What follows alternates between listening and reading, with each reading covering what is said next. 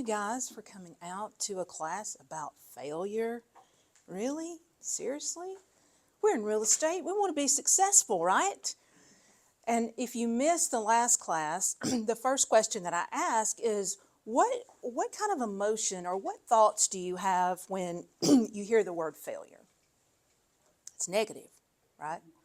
But what we learned in that class is failure and success. You can't have success without failure. They go hand in hand. Now, don't freak out.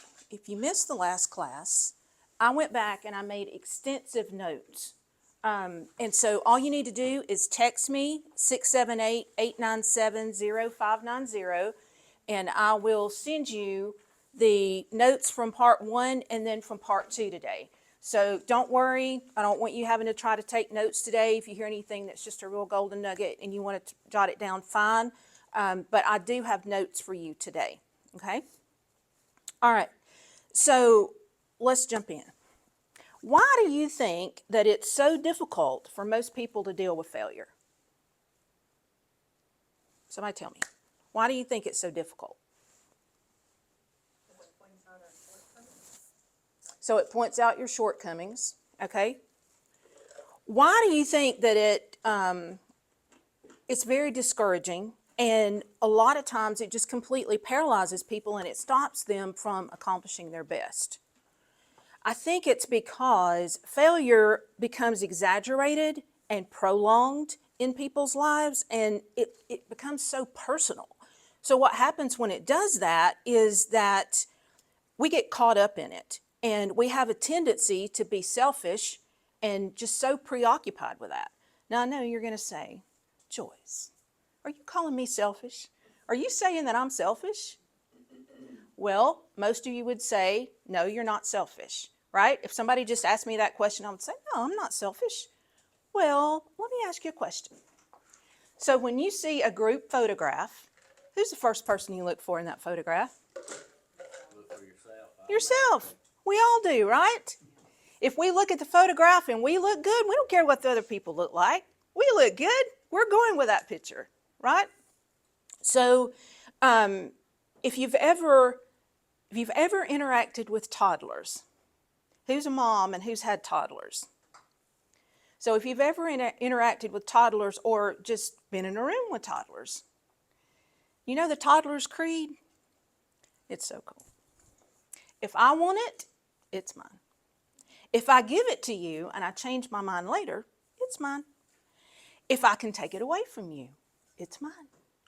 If it's mine, it will never belong to anyone else, no matter what. And if we're building something together, all the pieces are mine. If it looks like mine, it's mine. So I'm going to share a quick story, and this is my only story because I don't have time. But I got to share this quick story because it not only goes along with this, but I'm going to tie it in later. So my daughter Ashley, my youngest one, she was around 2.5. We had just started going to a new church, and I spent a lot of time in the nursery, of course, and so there were other moms and kids in there. So Ashley found a little friend, and so I invited them over to the house for a play date. So, of course, before they came, my house was Southern living. I made sure everything was in place. I had a little tea party for them, her come and dress up in her little fancy dress. Ashley had hers on, and everything was perfect with all the little tea party. And so they had had their snacks. We're sitting down, and we're in the living room, and me and her mom are sitting on the couch, and the girls are sitting there playing. Well, Ashley had this bracelet that her grandma had given her that was gold and had a little butterfly in it. She wore it all the time. It was like her favorite bracelet. So the girls were sitting there playing, and they had their dolls, and they were playing dress up on their dolls. Well, I noticed that Ashley had taken off her bracelet and put it on her doll. So you know how if you're a mom, or you don't even have to be a mom, but you know how sometimes like you just have this feeling that something is fixing to go south very quickly? So I'm trying to stay engaged with the mom, but I'm also like watching out of the corner of my eyes saying, this is not going to end well, I don't think. Because at that time, Ashley was going through a little stage of biting. So anyway, she had it on her doll, and so the other little girl reached over and got it off and put it on her doll. So I'm thinking, okay, I'm going to be smart. I'm going to diffuse this before it happens. So I said, Ashley, do you need to go potty, baby? So I get her up, I take her to the bathroom, and we have the talk. And I also am proactive, so I go ahead and get my first aid kit ready just in case. So we go back in, and when we go back in, the little girl has got the bracelet on her arm. So Ashley sits down, looks at her doll, looks over and sees the bracelet, and it was lightning. I did not have time to diffuse. It was lightning. She reached over with a vampire hold on the little girl's arm right here and would not, bulldog, would not let go. Well, now the mom is freaking out. The girl's screaming at the top of her lungs. I'm going over trying to get Ashley to let go. The little girl is dragging Ashley across the floor because she's so locked in. I'm talking bulldog. So, needless to say, the tea party did not end well. The mom left very upset, called me several names, and left to go to quick care, okay? So the next Sunday at church, it was like in the Bible where they have the lepers and they're coming down and it's like unclean. So we didn't get a warm reception. And so Ashley was like, Mommy, why is nobody not wanting to play with me? And I said, well, baby, it's a big word. You're not going to understand right now, but it's called reputation. And right now, ours needs a little bit of work. So, and Ashley was so, she didn't mean to be, but she was so selfish in that moment, and all she was thinking about was herself, right? She wasn't thinking ahead to how is this going to affect other people? How is this going to affect me moving forward with my friends? So to overcome failure, we have to conquer our inner toddler, which means getting over ourselves and looking beyond just our selfish desires. So, question, what does it mean to get over ourselves? It means loving beyond ourselves. It means thinking beyond ourselves. It means serving beyond ourselves, giving beyond ourselves, and caring beyond ourselves. One of the best ways to do this is to recognize the difference between success and significance. Success is just about you, but significance is about helping others. I want you to think of somebody that's really successful. So I'm thinking about movie stars, music, people in music, whatever, if they're really successful. They have the highest rate of suicide. They're so unhappy. They're all in some sort of rehab, whatever. It's because just success is not going to fulfill you. You have to have the significance that goes with it in what is this success? What does it mean to you? You can have all the money, you can have all the big cars, that's great. You can do whatever you want to do, but what's the significance of it, right? So how do we get over ourselves? By teaching ourselves to think differently and to talk to ourselves differently. Do you know that 95% of emotions are determined by the way that you talk to yourself throughout the day? I want you to think about that for a minute. When we're selfish and self-centered, we tend to evaluate everything that happens to us by how it affects us, not by how it affects others. So when we take everything personally, we're just waiting for something that's going to happen that's going to ruin our day, right? So have you ever noticed that sometimes the hardest part of failure isn't what happened, but it's what you keep telling yourself after that? That's the difference. Failures only last a moment. A failure is just an event. But what you can think about from that failure can last years. And John Maxwell says that one of the greatest barriers to recovering from failure isn't the failure itself, it's our own ego. Sometimes the person that's standing in our way is the one that we see in the mirror every morning. So what I want to talk about today is the 7 steps, specific steps, to becoming less preoccupied with yourself, getting over yourself, and stop taking failure so personally. So principle number 1 is stop worrying about what other people think of you. Oh my goodness. So there's an old saying, when you're 20, you care about what everybody thinks. When you get 40, not so much. And then when you get 60, you realize, well, nobody was ever thinking about me anyway. What was I worried about, right? And there's so much truth in that. People think much less of us than we believe, and opinions of strangers should mean little to us. I tell my people all the time that are scared to cold call or they're scared to go talk to people, because we know that real estate is a contact sport. If you don't talk to people, you don't have business. It's super simple. It's a conversation. It's a relationship you build, but you can't do that if you're so scared of failure or what they're going to think about you, then it paralyzes you in a box and you don't have any business. And you're looking around at everybody else or other people that are doing that. And what happens? What's the first thing that happens? Well, so-and-so has a lot of business. I don't know why I don't have business. And then what happens? Resentment starts building, right? And from there, it's a slippery slope.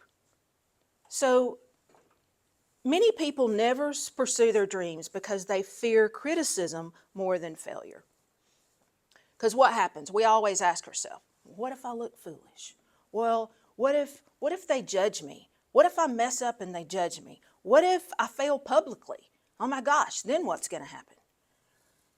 Living for the approval of others is so exhausting. It's so exhausting. Lou Brock, Hall of Fame baseball player, states, "Show me a guy who's afraid to look bad, and I'll show you a guy that you can beat every time." Why do you think he said that? Show me a guy that's afraid to look bad, and I'll show you a guy that you can beat every time. Why do you think he said that? I stay in their comfort zone. And the guy that's afraid to look bad never gets in the playing field, right? So the opinions of others are just temporary. And if you allow other people's opinions to determine your decisions, you'll never become anything that God created you to be. Most people are far more concerned with their own lives than they are with yours. So I want you to ask yourself the question, am I making decisions based on God's purpose or other people's opinions? Am I making decisions based on God's purpose for me or other people's opinions? Principle number 2 is put distance between failure and fault. One of the side effects of being too self-focused is assigning blame to ourselves when we fail. Too many people feel at fault when they fail and accuse themselves of being stupid, careless, or valueless. How many times does this happen? What happens when we fail? Oh, so stupid. Why did I do that? And then after that, what's the next thought? I'm never doing that again, right? Every child at some point learns that admitting failure means taking the blame. And that has such a negative impact on performance because people want to avoid blame. Do any of us want to be blamed for something? No. Refusing to place blame on ourselves or others not only reduces the emotional toll failure takes on us, it also opens up our minds to learning the lessons that failure offers. Failure, all it is, it just signals the need that we need greater effort or consistency, like Adrian talked about the other night at career night, or persistence. But it should never signal that you're not going to be able to succeed.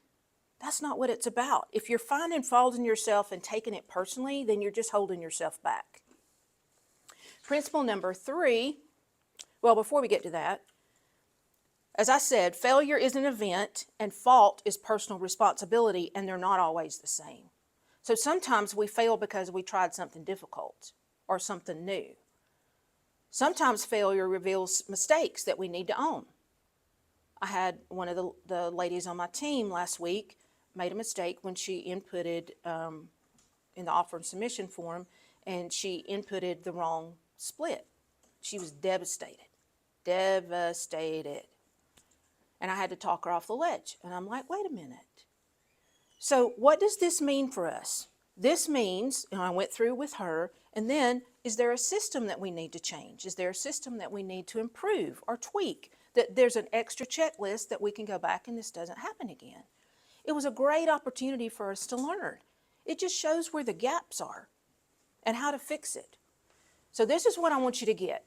There's a difference between saying, I made a mistake and I am a mistake. Huge difference between I made a mistake and I am a mistake. Because when you say, I made a mistake, that leads to growth because you can figure out what happened, why did we do it, what do we need to do to fix it. When you say, I am a mistake, what does that lead to?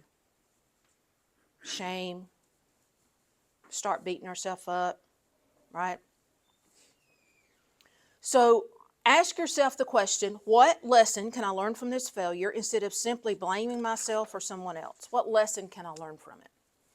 All right, principle 3. And this is a big one. Become comfortable with rejection. Guys, rejection is unavoidable. If you lead, if you run a business, if you are in leadership in any kind of way, whether it's in church or, business, whatever, you're going to have rejection. Somebody's going to reject your ideas. And it's okay.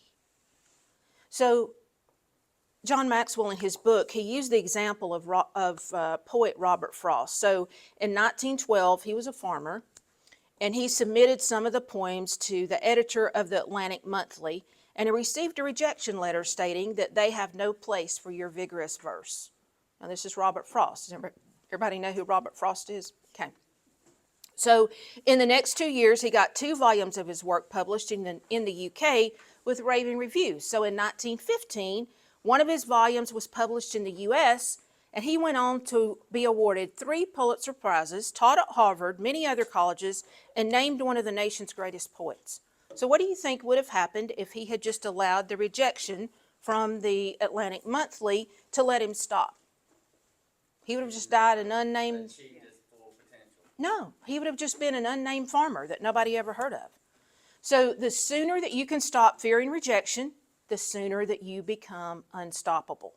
Every rejection or failure brings you one step closer to a yes that could change your entire life. And I could give you tons of examples with this. So instead of asking, why was I rejected? I want you to ask, what can I learn from this experience? Principle number 4 is to follow the 24-hour rule. This is huge. So success is not forever. It's not. And failure is not fatal. So anybody, do I have any NFL people in the room? You know who Don Shula is, Miami Dolphins? Okay. So he led, 2 Super Bowl victories and had the only perfect season with the Miami Dolphins. And he had a 24-hour rule. And that rule was, after the game, you've got 24 hours. In that 24 hours, if you won, you can celebrate, enjoy. It's amazing. If you lost, you've got the same amount of time. You can wallow in it. You can feel sorry for yourself. You can do whatever. But in 24 hours, it's over. It's done. You're moving on. You're training for the next opponent. Now, why do you think that's important, that you only give yourself 24 hours?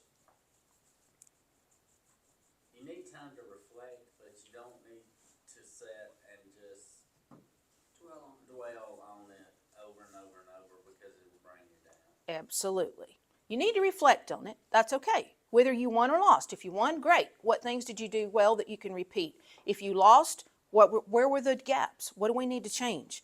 But then move on. You don't drown by falling in the water. You drown by staying there. And practicing the 24-hour rule, it gets you out of the deep water. It also allows you to turn your back on yesterday and embrace today. Because guys, I'm telling you, if you want to be successful, today matters. Today is the day that you can get anything done. You don't have yesterday, it's gone. We can look back and reflect and learn. You don't have the future yet, you can plan. But what do we have that is an absolute? Today. Today. It's very unhealthy when we acknowledge our emotions. That's healthy. But when we build a home around our emotions, that's very unhealthy. Failure should be a classroom, not a permanent residence. So why do you think that we replay yesterday's failure every day? What happens when we do that? It keeps us in that same place and that same mentality, and we can't get out of it. It becomes our identity. Yeah. It becomes our identity. When we keep replaying the failures that we've had, we allow it to become our identity. So feel it, learn from it, release it, move forward. All right, principle number 5. Value progress over perfection. I see this so much too. There are so many agents that they're getting ready. They're getting ready. They don't have any action, but they're getting ready. And one reason they don't move forward is because it has to be perfect. I've got one person that I coach that really wants to get into social media, but is absolutely frozen because he wants it to be perfect. And they're not willing to move forward until it's perfect. So what are they losing by not being able to do that? They're losing today. And look at all the opportunities. Gigi is a testament to the success that you can have in social media, right? So they could look at Gigi and say, oh, I'll never be like her. And I mean, everything she does, she has all these followers and I can't ever be that. So I'm just not going to do it. It's not going to be perfect. And then sit back and resent what she's done. But you could have the same thing. You just got to do it. You just got to do it. She changes hers 85 times a day.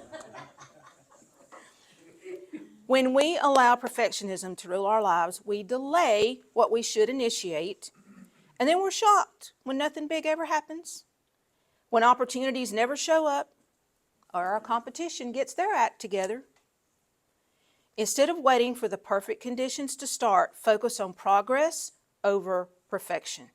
When one person hesitates because they feel inferior, the other is busy making mistakes and becoming superior. Striving for progress requires taking risk. What are the advantages of risk taking? We learn things faster than people who don't take risk. We have a broader and more mature range of experiences. We learn to overcome the obstacles that people don't take the risk to even have the obstacle. So we learn to overcome that. So growth becomes progress. Nobody succeeds perfectly. Everybody improves, though, through repetition. So perfection says, I'll begin when I'm ready. Growth says, I'll become ready by beginning. That's the difference. Principle number 6. Becoming too big to let little things bother you. I really hope that I can get this across. The best way to ensure that little things doesn't bother you is to become bigger yourself. And by that I mean that you're wanting to achieve more significant things. You're helping more people. You're reaching for higher goals. You're keeping growing, that you want to be better. If you want to achieve anything worthwhile in life, you have to let go of what didn't work. Successful people forget. They know that the past is irrevocable, they're running a race, and they can afford to look behind. Their eye is on the finish line, and they're too big to let little things bother them. So if anything goes wrong, they consider the source, and they stay cool. It's only the small people that cherish revenge. So I want you to think about like somebody really big, successful. John Maxwell, Ed Mylett, Mel Robbins, all those people. Do you think that everybody loves them? No. Do you think they get a lot of negative reviews and negative people saying negative things? Yes, they do. Does that change their focus and their purpose? No, it does not. They still have the sold out stadiums. They still move forward and do the things that they know that they're called to do. Be a good forgetter. Our business dictates it. Our success demands it. Don't waste your energy trying to cover up failure. Learn from your failures and go to the next challenge. If you're not failing, you're not growing.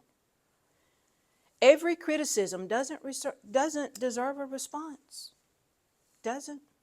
Every disappointment doesn't deserve your attention. I want you to ask yourself the question, is this going to matter 1 year from now? If that answer is no, don't give it a year's worth of emotional energy. Don't even focus on it. Let it go. And frozen. Let it go. Let it go. So my grandson, Walker, some of you know him, he came to live with me a couple years ago and wanted to get into real estate. So of course I encouraged him, and he took the test, and I paid for him to have the cram courses and all the things. Well, Walker is very intelligent, and through school he never really had to study. It was just, he didn't study. He had straight A's, didn't study. Kept telling him, buddy, this is different. This is going to kick your tail. You better be studying. No, he's got it. He did a little of it, but he's got it.